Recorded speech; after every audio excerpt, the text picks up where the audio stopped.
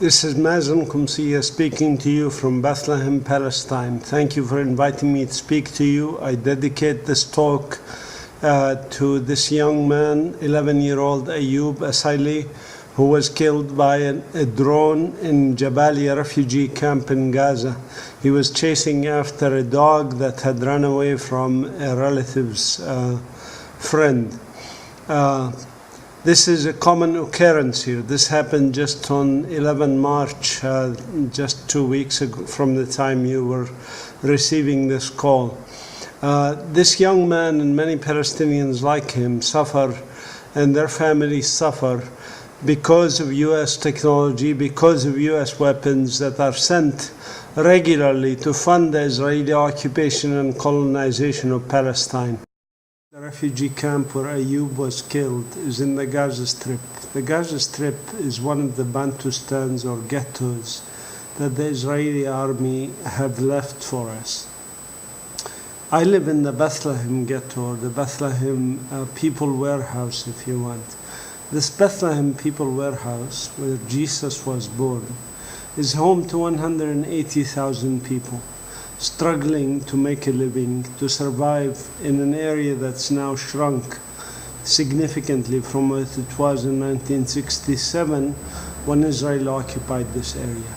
Furthermore, these 180,000 people include about 45,000 refugees from 1948, just like the Jabalia refugee camp, the place where Ayub lives, who is a refugee.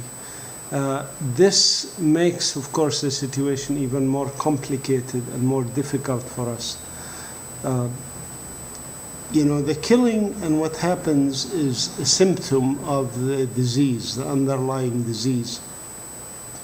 The underlying disease here is obviously a colonization system, an apartheid system, a racist segregationist system.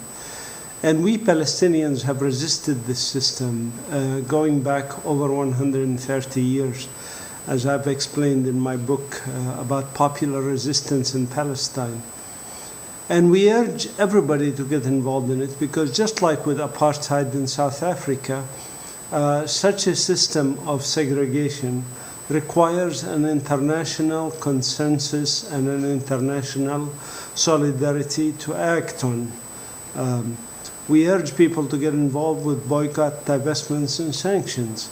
We are very optimistic that this is happening and is increasing with the release, for example, of the Kairos document by Palestinian Christians who have called on the international community to join us for boycott, divestment, and sanctions, and by the participation of thousands and thousands of internationals who come visit us regularly here and work with us, and some of them even sacrifice their lives, as you know, like Rachel Corrie, who was killed 9 years ago, also in March this year, and whose killers still await justice, basically, and we do not have justice for the killers of Rachel Corrie.